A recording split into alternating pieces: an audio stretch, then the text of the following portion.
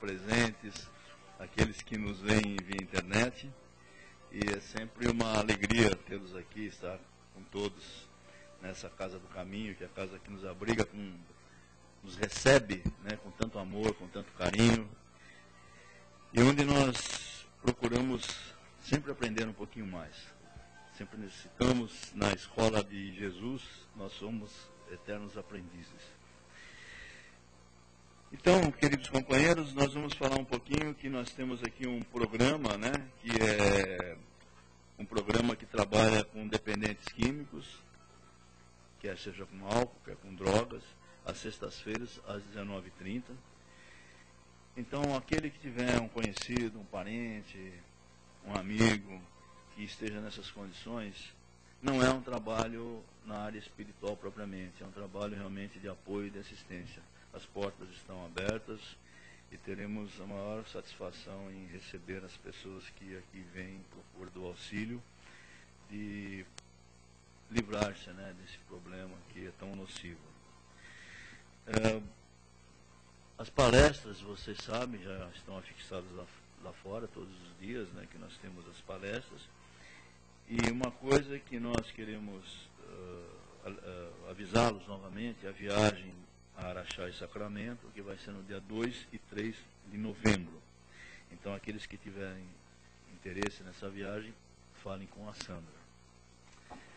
Ok, posto isso, então, nós vamos nos preparando para a reunião de hoje, nos aquietando, levando os nossos pensamentos até Jesus, cerrando os nossos olhos, procurando sentir desse ambiente tão agradável a presença dos nossos amigos da espiritualidade, os guias, os mentores da casa que aqui já se encontram, preparando para nos receber.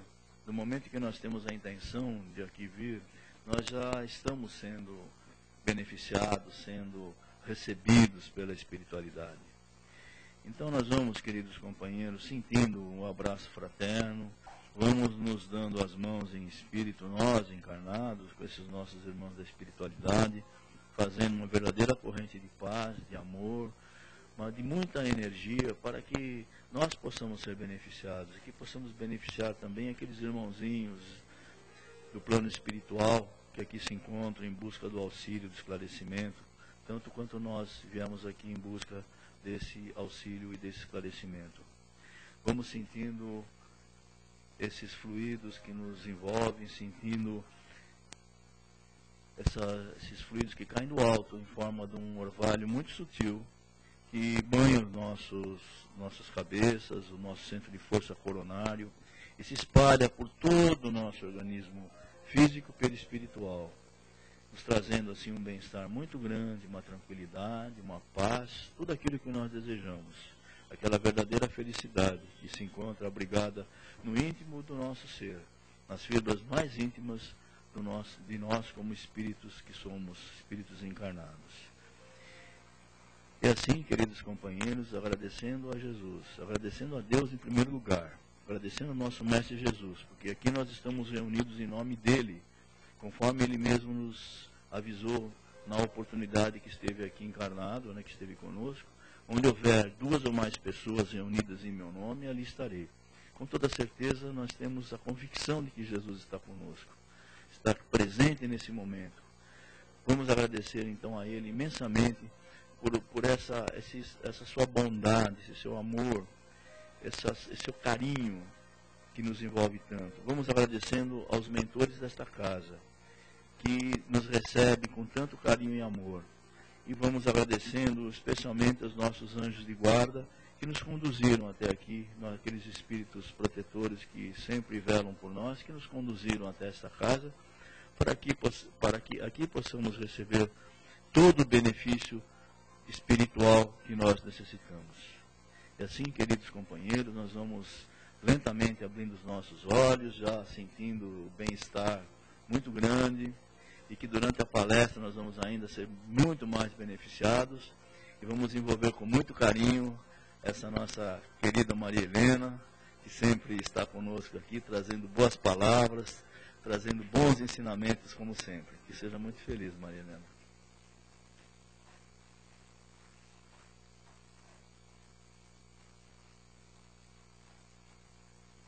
tarde a todos, boa tarde, minhas irmãs, meus irmãos. É com muito prazer que mais uma vez estou nessa casa, que me recebe sempre de braços abertos, dando oportunidade que eu possa estudar e progredir de passo a passo dentro da doutrina espírita. Hoje, dia 3 de outubro, faz 208 anos que nasceu o nosso querido Allan Kardec. Ele nasceu no dia 3 de outubro de 1804, em Lyon, na França, recebendo o nome de pia batismal de Hippolyte Léon Denisard Rivaillot. Quando ele entrou na doutrina espírita, ele passou a chamar-se Allan Kardec. Allan Kardec, como nós o conhecemos, é de uma família tradicional na França, que se dedicava principalmente à advocacia e à magistratura.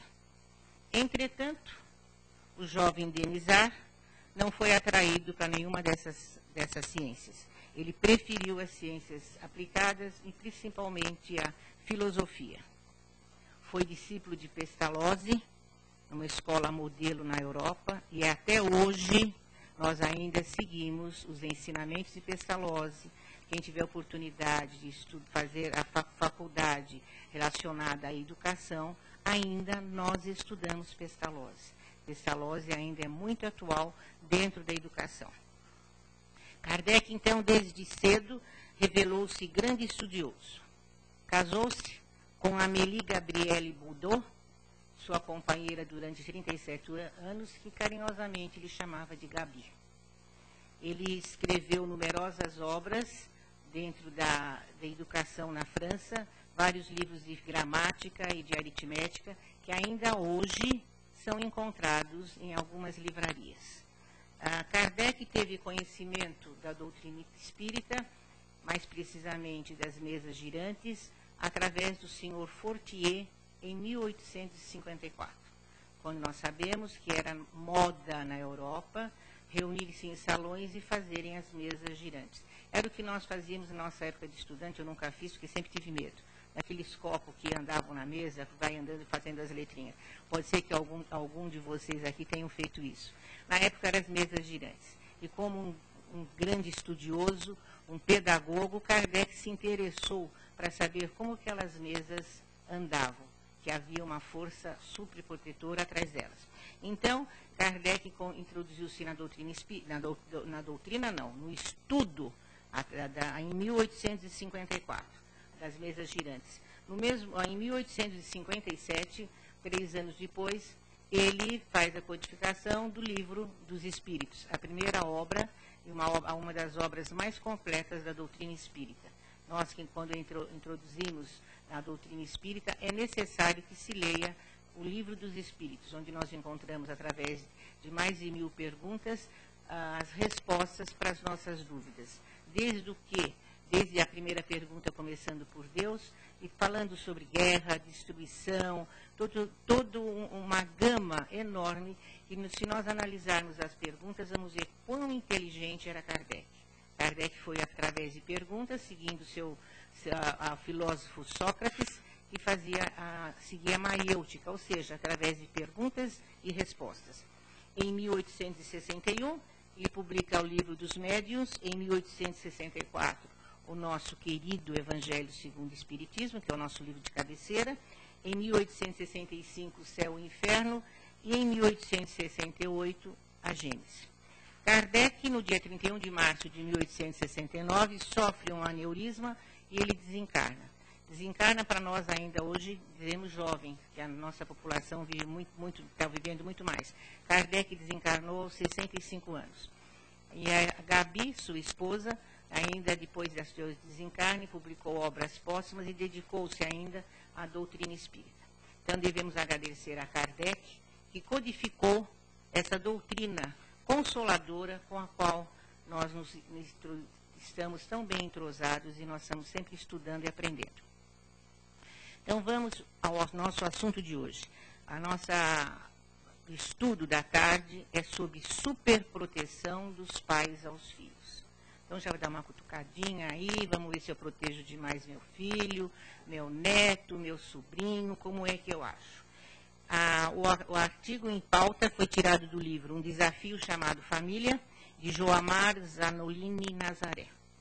Então, como sempre, vocês já perceberam que todas as vezes que eu venho estudar aqui com vocês, eu começo procurando a definição do título que nós vamos estudar. Superproteção.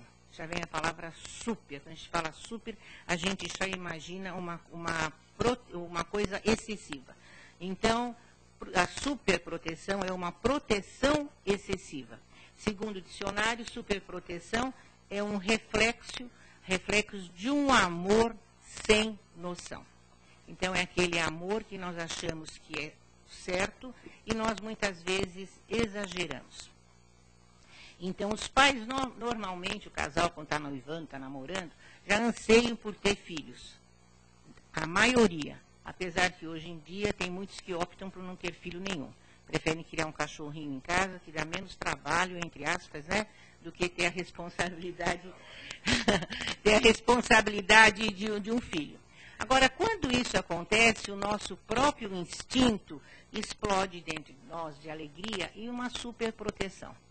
Essa superproteção, essa proteção em si, é normal. Agora, tudo que parte para o exagero, tudo que parte para o excesso, é nocivo. Então, no momento que eu começo a superproteger o meu filho, segundo pesquisas feitas, é prejudicial.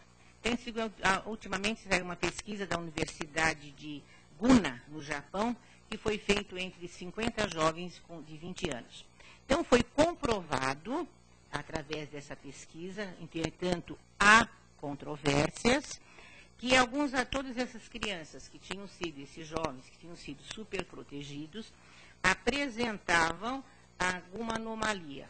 Ou seja, a massa cinzenta do cérebro, no seu córtex frontal, na região frontal do cérebro, era alterada, porque eles tinham tido uma infância superprotegida.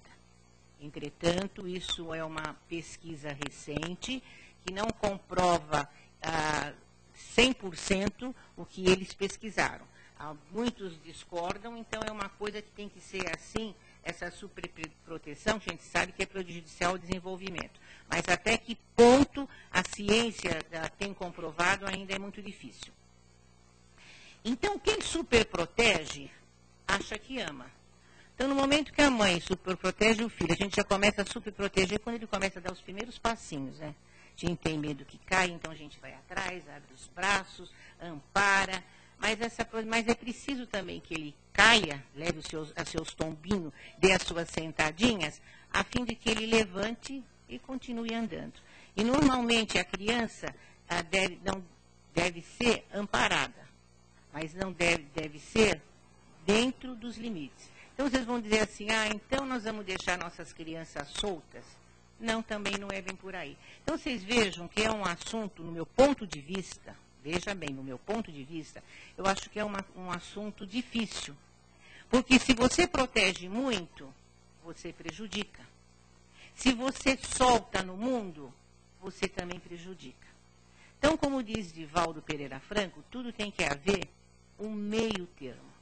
Agora, aonde está este meio termo?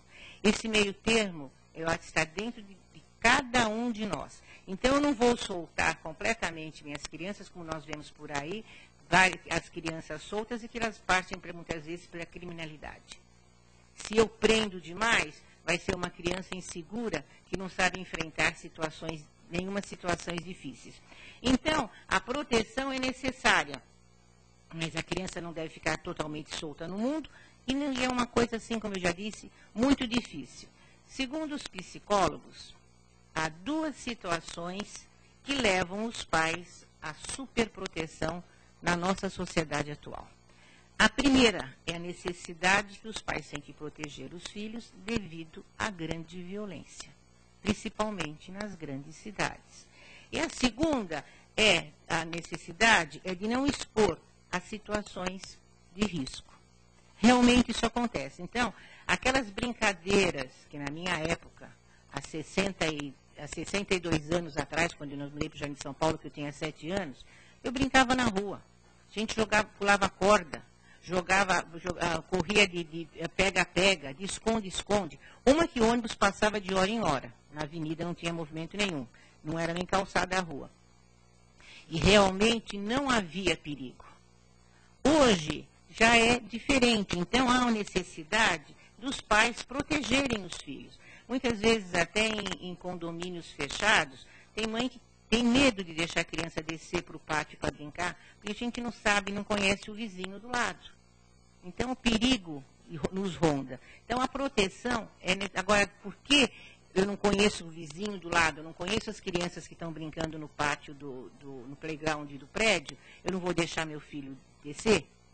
Vou deixar descer. Mas como se diz, aquela vigilância longe, aquela câmera focalizando ele de longe, para que ele possa brincar. Senão essa criança vai ficar uma criança que vai ficar dentro de casa 24 horas. Sai de casa, eu vou levá-lo à escola, no portão, deixo... Ainda os colégios atualmente têm como se diz, o drive, que você entra, antes de deixar, às vezes, os filhos na esquina da escola. Eles pegavam a malinha e iam correndo, tchau pai, tchau mãe, e iam embora. Hoje em dia nem isso acontece. Na maioria dos colégios, mesmo aqui na Zona Norte, os pais entram com os carros dentro do colégio. Você entra assim naquela fila, o filho já vem no seu carro, a criança não está assim, de casa para a escola, de escola para casa. Então há necessidade que eles tenham um círculo de amizade. Para isso, os pais devem saber vigiar quem são os seus amiguinhos, conhecer as famílias. Sabe, meu filho disse, mamãe, posso brincar na casa de fulano? Pode. Não custa nada, dá um telefonema, saber se a mãe está em casa, se tem alguém responsável, mas deixá-los participar de uma vida social. Segundo o autor da matéria do livro de hoje em estudo, o excesso de superproteção pode ser maléfico quando os pais ultrapassam os limites. Isso nós estamos falando desde o começo. Realmente, será que nós passamos do limite? Nós passamos do limite. Eu não sou mãe, não tive filhos, mas fui professora durante muitos anos e sou tia, e agora, graças a Deus, é melhor ainda, sou tia-avó. E eu me preocupo com os meus sobrinhos. Às vezes uma sobrinha deixa, onde fulana foi? Foi na casa, foi no aniversário, depois ela vai dormir na casa de fulano. Mas você sabe quem é? Você deixou? Eu praticamente não tenho nada que ver com o assunto. Mas a proteção vai atrás. Então a gente vai... Você tem certeza? Não, tia, mas se eu deixar, eu conheço, eu sei quem é. Nós temos que vigiar. E, infelizmente, as coisas acontecem à vista dos nossos olhos. E depois não adianta nós chorarmos. Então, dizer, não vai numa festinha, não vai passear no shopping com o amiguinho, vá. Mas você precisa saber. Agora, de não deixá-lo a canto nenhum, o que vai acontecer? Vai impedir que as crianças façam um programa com o amiguinho, que vá no aniversário? Leva. É o aniversário, leva, depois vai buscar, marca a hora, combina com a mãe da criança, tudo. Mas tem que sempre saber onde. Porque a criminalidade, a violência está solta até dentro, muitas vezes, do nosso próprio lar. A necessidade de proteção aos filhos é nata, não só no ser humano, como nos animais. Mas só que há uma diferença. Se alguém já teve oportunidade de ter uma cachorrinha em casa que deu a cria, a gente vai ver que ela amamenta o filhote, vai amamentando. Quando ele desmamou, ele já começa a correr pelo quintal sozinho, ela deixa ele livre. Ela não fica aquele tempo todo vigiando. Enquanto é pequenininho, está ela ali tomando conta. É a mesma coisa em relação aos passarinhos, aos pássaros. Se vocês verem, eles estão dentro do ninho, vão alimentando os filhos. Quando eles conseguem alçar voo, o mundo é deles. Mas nós não fazemos isso. Segundo psicólogos, existem malefícios para a superproteção. Um dos grandes malefícios é o medo que gera enfrentar situações. Normalmente, por que acontece esse medo de enfrentar situações? Porque se ele é super protegido, muitas vezes eles nunca compartilharam de dificuldade nenhuma no lar. Então, nós sabemos que sempre há algum problema no lar que acontece, às vezes um problema financeiro. Nós não deixamos nossos filhos saberem que nós estamos passando por uma dificuldade financeira. Continuamos protegendo de maneira excessiva. Então, tem que haver, nesse caso, o diálogo. Olha, mamãe, eu quero o último telefone da última geração. Infelizmente, nós não temos condição. A condição que tem é desse. Ah, mas eu quero. Não pode. Agora, tem pais não, que se sacrificam, tiram deles para dar para os filhos. Então, quando acontece, as dificuldades do lar não são compartilhadas, e sempre essas crianças e esses jovens sempre tiveram o que quiseram. Então, tiveram uma facilidade em tudo. E essa facilidade em tudo é uma superproteção. Como a nossa irmã Matilde, na palestra passada, que nós estávamos falando sobre egoísmo, ela disse, Maria Helena, o amor em excesso é egoísmo. Eu falei, o amor em excesso é uma forma de egoísmo. Então, também, o amor em excesso que nós temos no nosso filho é uma forma de egoísmo. E isso é prejudicial. Se nós temos facilidade material, graças a Deus, nós viemos nessa encarnação tendo o privilégio de viver socialmente bem, nós temos que, diz próprio André Luiz, dar disciplina e ensinar a humildade aos nossos filhos. Porque, às vezes, nós vemos crianças com excesso de brinquedos. Você vê que aqui tem brinquedo que a criança, mas eu quero, então você compra. A criança nem dá confiança para aquele brinquedo. Olhou uma vez, brincou, se não quebrou, se não conseguiu destruir, porque muitos deles destroem, abandona e lá fica. Isso é uma maneira também de subproteger a criança. E isso é prejudicial. A criança que é super protegida, e o adolescente também, tem uma dificuldade de relacionamento muito grande. Então, é o que nós vemos hoje em dia, muitos jovens, e principalmente homens, desculpem os homens aqui presentes, com mais de 30 anos, que não saíram da barra da saia da mãe. Porque foram super protegidos e não têm a capacidade para enfrentar uma vida lá fora. Muitas vezes um novo lar. Tem uma faculdade, tem um bom emprego, mas tem um medo de enfrentar a situação, porque nunca se viram soltos. Os pais não os deixaram andar com as próprias pernas. E é normalmente isso que acontece conosco. Essa superproteção, muitas vezes nós vamos verificar dentro do nosso lar. Como que nós vamos perceber que nós estamos super protegendo os nossos filhos? Não, isso que eu faço é normal. Eu levo na escola, eu vou buscar, no shopping ele só vai comigo, como que está acontecendo? Então nós vamos ver que as crianças se tornam, dentro do próprio lar, umas crianças isoladas. É aqueles que têm como companhia o videogame e o computador. Segundo pesquisa feita no Japão, os jovens no Japão, a maioria dos adolescentes não tem amigos, nem na própria escola. Os seus amigos são simplesmente amigos virtuais. E daí que ocorre o grande número de suicídios no Japão. É muito grande o número de suicídio entre jovens no Japão.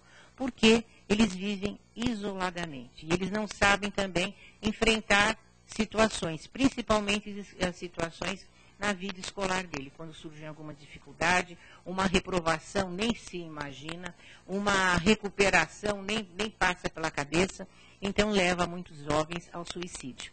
Então nós temos que saber que os sintomas, a criança também, outro sintoma que a criança revela, é aquele que é completamente apático. Não gosta de jogar uma bola, não gosta de jogar um futebol, as meninas não gostam de brincar, não gostam daquelas brincadeiras infantis, que aliás hoje em dia são tão poucas, né? A gente não vê mais a gente brincar de roda, de amarelinha, tudo isso é coisa que já está fazendo parte de um passado. Muitos de vocês aqui devem ter participado disso, de pular corda, de pular amarelinha. Hoje em dia a gente não vê mais isso. Na minha época de professora em escola, nós desenhávamos no pátio, fazíamos amarelinha, deixávamos as crianças levar corda para pular, porque eram brincadeiras que isto, há quase 30 anos atrás, já estava ficando obsoleta. Então eu imagino que atualmente deve ser bem pior. Não estou a par da situação. Então a criança, é indispensável que a criança saia de casa, que ela tenha novos relacionamentos. E principalmente que ela tenha companhia de crianças da sua própria idade. Então, agora, quando as crianças, às vezes, estão muito tempo em casa sozinhas, a gente coloca a criança numa escolinha para ela ter um companheirinho, para ela brincar, mas não devemos terceirizar a nossa obrigação. Colocar na escola, achando que a escola cumpre o dever. Então, eu mando meu filho para a escola às 7 horas da manhã, com aquele frio de 4 graus em São Paulo, enrolo ele às vezes até na manta, chego na porta da escola, jogo no braço nem sei, às vezes não é nem professora, é uma ajudante, uma auxiliar, se lembrou bem, que vai tomar conta daquela criança e ali ela vai ficar. Como ontem, não sei se vocês viram na televisão, aquela criança de 1 ano e meio em Florianópolis sendo espancada por uma professora. Isso não é professora. Isso não devia nem ofende a classe dos professores e dos educadores. Porque, como diz André Luiz, a professora, a gente, quando se reencarna como professor ou como educador, é uma missão já preparada no plano espiritual. Então, o que a gente vê aí, professor ganha pouco, trabalha muito. Mas como já veio preparado, já fez o seu planejamento espiritual que vai fazer isso, então é feito professor e médico, diz André Luiz, que são 2 profissões que nós já preparamos na espiritualidade e devemos saber cumpri-las. Então, você chegar na escolinha, largar sua criança para que a escola tome conta, você vem buscar no fim da tarde, já tomada banho, jantada e muitas vezes dormindo. Você só chega em casa e joga lá no berço. Você não está fazendo isso uma superproteção. Aí você também está deixando livre, que essa criança muitas vezes não vai ter mais carinho pela auxiliar da escola, pela professora da escola, que pelos próprios pais. Então, como eu disse no começo da nossa conversa, é um assunto, do meu ponto de vista, difícil de ser tratado. Então, requer da nossa parte uma análise, uma autoanálise muito grande. A pesquisa também diz que pais mais idosos, que hoje em dia é normal, a mulher vai fazer a sua carreira, então vai ter seu filho depois dos 30 e tantos anos. Não estou dizendo que são idosos, são super jovens. Mas às vezes o pai é mais velho, no segundo casamento, tem uma criança, e essa criança é super protegida. Então, segundo pesquisa, filhos de pais com mais idade são mais protegidos. Agora, do que nos diz a doutrina espírita sobre essa proteção que se dá aos filhos? A doutrina espírita nos explica que os filhos são espíritos que reencarnaram, que vieram até o nosso lar, muitas vezes por expiação, por prova, mas a nossa, não diz Kardec, não diz obrigação, o nosso dever é orientá-los para que eles tenham carinho, proteção e principalmente orientação. Então, cabe a nós, pais, orientarmos esse espírito reencarnante. Então, nós sabemos, com grandes comentários atualmente, que a partir do ano 2000 está reencarnando uma leva enorme de espíritos evoluídos. Inclusive, tem uma corrente que diz que eles são crianças índigo, criança cristal, uma polêmica também a esse respeito. Então, a criança é super inteligente, super esperta, já nasce sabendo mexer no computador, já sabe atender telefone. Então, eu vou deixar essa criança assim, bem à vontade. Vou deixá-la, que ela cresça dentro da modernidade que a sociedade apresenta. A doutrina espírita nos diz que é necessário carinho e orientação. Se essa criança é um espírito que reencarnou, inteligente, ele veio com uma missão. Então, depende a nós, pais, saber orientá-los. Porque eu posso, com esse espírito inteligente, ele pode ser um expert em computação. Então, ele vai progredir, vai pesquisar, vai ajudar na medicina, nas suas pesquisas, em tudo. Ele pode ser também, hacker, né, que chama aqueles que entram no nosso computador e fazem as coisas. Então, aí mora o perigo. Nós, pais, temos que tomar muito cuidado. Vamos passar a mão na cabeça? Vamos, mas saber como passar a mão na cabeça dos nossos filhos. Os pais devem encaminhar os filhos, segundo a doutrina espírita, sem interferência, principalmente, nos diz a doutrina, em relação à opção de carreira. Eu achei interessante esse ponto de vista da doutrina. Porque em relação à opção de carreira? Geralmente o pai é médico, meu sonho era que meu filho seguisse a medicina. Advogado, principalmente, desculpe-se os advogados aqui presentes, queriam que todos os filhos seguissem a advocacia. Só que, ao reencarnarmos, nós já fizemos o nosso programa espiritual. Então não adianta eu forçar a opção de carreira para o meu filho, achando que eu estou super protegendo, que eu já vou deixar meu consultório montado, vou deixar meu escritório, inclusive a minha clientela garantida. Isso não vai trazer benefício nenhum. Então, isso vai trazer muita frustração. Então, isso também é uma super proteção. É uma coisa que a gente não pensa, né? A gente fala, não, eu quero que siga a minha carreira, que siga a mesma coisa, que já está garantido. Isso, segundo a doutrina espírita, é uma super proteção. Então, a responsabilidade, a doutrina nos diz, que nós devemos vigiar principalmente as tendências dos nossos filhos. Então, o espírito, quando reencarna, ele traz as suas tendências que ele tinha em outra encarnação. Então, depende muito de nós cuidarmos dessas tendências, encaminhá-los para o bem. Porque nós devemos orientá-los a enfrentar as batalhas da reencarnação presente. Nós sabemos que até os 7 anos a criança ainda está presa em parte, depende também de cada um, isso não é regra geral. Lembrando sempre que a gente está dentro da doutrina, a gente acha que tudo na doutrina é aquilo. Não, cada um é cada um. Nós somos espíritos individualizados. Então, cada um traz no seu reencarne as suas potencialidades, cada um traz as suas mazelas passadas, então cada um é cada um. Mas cabe a nós, pais, orientar. Então, esse que até os 7 anos ele tem ainda as suas tendências. E as suas tendências ainda, muitas vezes, presa à reencarnação passada. Então, está na hora de dizer assim um ditado popular. Torcer de aquele pequeno que se torce o pepino. Não vai esperar chegar, às vezes a gente vê jovens, adolescentes, que são revoltosos, é porque teve uma liberdade excessiva até os seus 7 anos, até seus 14 anos. Teve sempre aquela vida franca, risonha e franca. Então, nós sabemos que, segundo o Espiritismo, nós não devemos nem exigir excessivamente e nem largar excessivamente. Tudo tem que ter meio termo.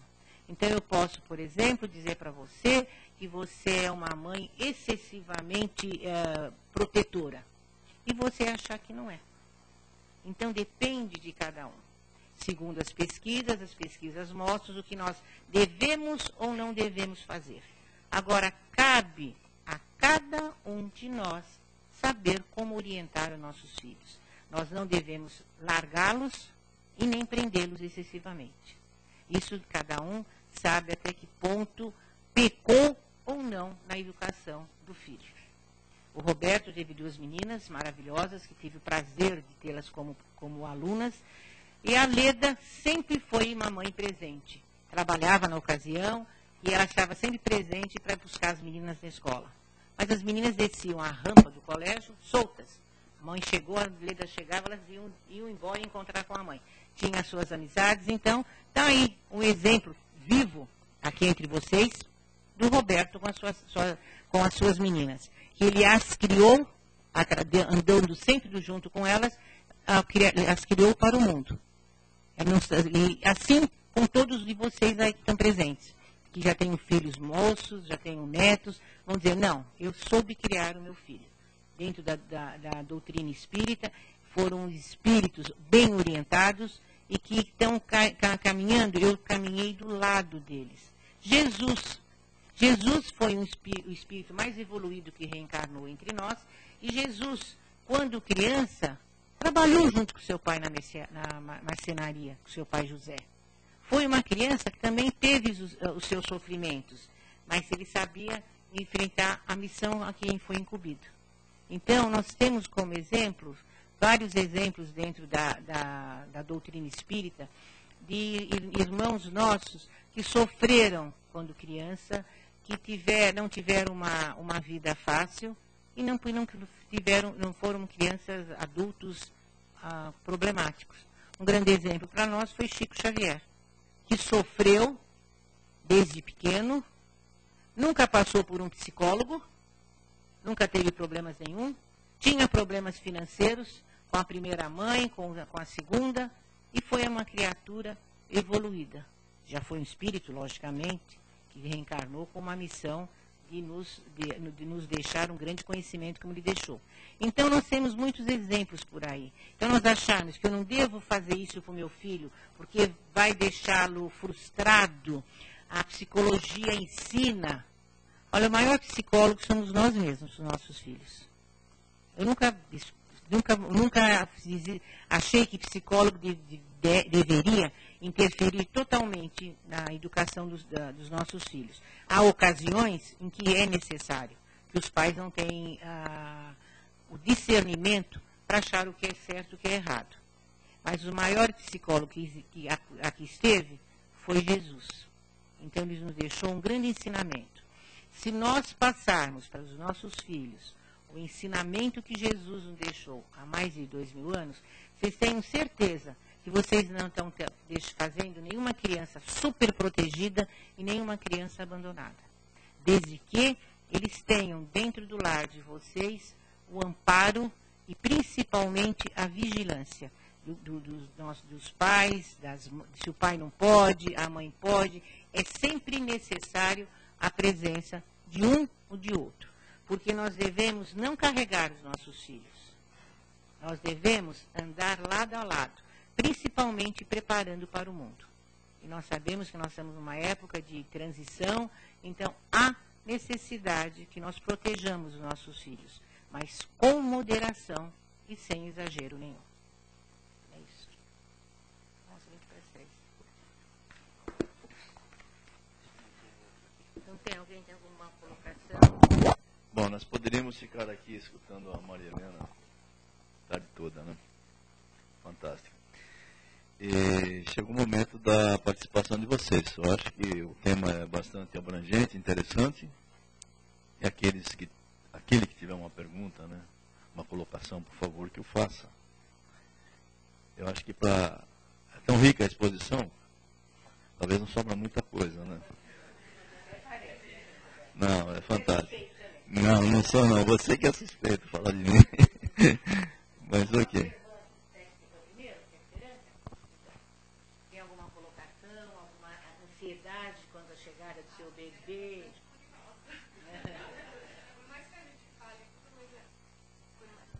Por mais que a gente saiba das coisas, tudo, mas é uma expectativa, né?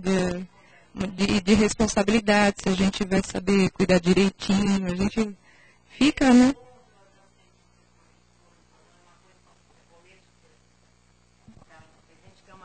Uma coisa muito difícil, você saber até que ponto você está exagerando ou não.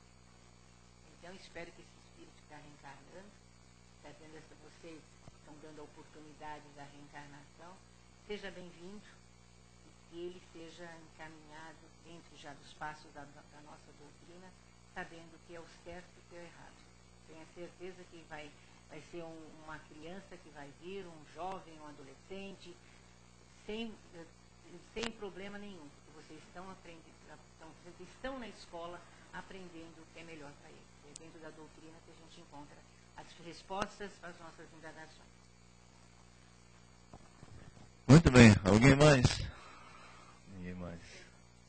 Não, foi excelente. Maria Helena, muitíssimo obrigado. É sempre uma vez a oportunidade que me é dada desta casa de vir bater um papo delicioso com vocês. Antes da palestra, eu estava conversando com o Roberto. É uma casa que sempre nos acolhe de braços abertos. A gente se sente assim, como se fizesse parte dela há muitos anos. Eu agradeço o convite. Espero ter várias outras oportunidades de estar aqui com vocês. Peço a Jesus que abençoe a todos nós e que ao sair daqui todos nós sentamos mais fortalecidos, principalmente para a prática do bem e do amor ao próximo. Que vocês voltem aos seus lares, acompanhados por toda essa energia gratificante que esta casa expande, e que vocês possam levar a todos os seus entes queridos tudo de bom que aqui vocês receberam na tarde de hoje. Até uma próxima, se Deus quiser. Muito obrigada. Nós é que agradecemos aí sua explanação tão importante, brilhante, gostosa, por toda essa experiência, né, que você tem aí como educadora, né, sempre educadora fantástica também. Vamos atribuir aqui, fazer aqui, não foi só a minha parte, não, a nossa parte, mas a sua foi muito grande, né. Você não teve filhos biológicos, mas você teve muitos filhos, pode ter certeza. Muito bem, então agora nós vamos, queridos companheiros, depois de uma palestra tão agradável, nos sentindo tão bem, né? Um ambiente tão maravilhoso, tão bem preparado, nós vamos retribuir com as nossas vibrações. Quando se fala em vibração, nós temos que entender o seguinte: é um ato de amor. Quando nós pensamos em alguém com muito amor, com muito carinho, com fraternidade, com ternura, nós estamos vibrando para aquele ser, para aquela pessoa, para aquele lugar. Então, nesse momento, eu peço a todos que cerrem os olhos e pensem com muito amor. Vamos vibrar muito amor. Em primeiro lugar, como sempre, vibrando amor pelos hospitais, pelas casas de saúde, onde as pessoas se encontram enfermas, para que possamos levar até elas o lenitivo do alívio da dor, das suas mazelas. Também aquelas pessoas que não estão nos hospitais, mas se encontram nos seus lares, presos a uma cama. Aquelas pessoas que nós vamos colocar em nossa mente agora, possa receber todo esse carinho, todo esse amor. Vamos vibrar por elas. Vamos vibrar também, queridos companheiros, por aquelas pessoas que não são doentes do corpo, mas são doentes da alma. Aquelas pessoas que transgrediram as leis de Deus e dos homens, se encontram apartadas da sociedade, ou quiçá não apartadas da sociedade, vivendo entre nós ainda, vivendo no erro. Vamos vibrar por elas, queridos companheiros, porque nós temos a graça divina de já estarmos reconhecendo o caminho correto.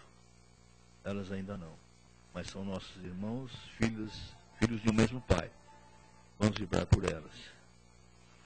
Vamos vibrar também por essa nossa cidade. Vibrar para que possamos merecer sempre algo melhor. Vamos vibrar pelos nossos governantes, aqueles que dirigem os destinos dessa nação, para que possamos fazer dessa pátria uma pátria de justiça e de amor. Vamos vibrar, queridos companheiros. Vamos vibrar também por aquelas criaturas que se encontram sem um lar. Nós temos um lar. Nós temos o carinho da nossa casa, do nosso espaço. Essas criaturas não têm, vivem nas ruas, na dependência de outras pessoas. Vamos vibrar por elas também, queridos companheiros.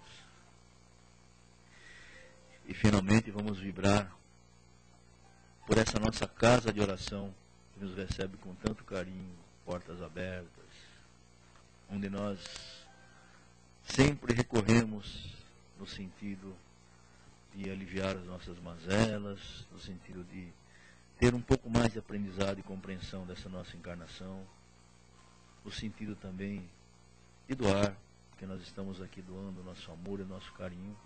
Vamos vibrar também por essa nossa casa de oração, por essa casa do caminho. Vamos vibrar, queridos companheiros. E assim, agradecidos que somos a Deus, nosso Pai, agradecidos que somos a Jesus, pelos seus ensinamentos, pelos seus exemplos, agradecidos que somos a essa interpretação tão bela que a doutrina espírita nos traz, dos ensinamentos do Mestre, agradecidos aos mentores desta casa, que nos inspiram nos momentos mais difíceis, agradecidos que somos a toda essa pleia de trabalhadores do mundo espiritual que estão sempre nos sustentando em nossos trabalhos. Nós vamos simplesmente dizer muito obrigado, meu Deus, muito obrigado, Jesus, e que essa paz que nós sentimos agora, essa tranquilidade, essa harmonia, possa nos acompanhar até nossos lares, e que lá possamos também ter o reflexo dessa nossa maravilhosa, dessa magnífica reunião que nos trouxe tanta paz e tanto amor. Graças a Deus. Agora nós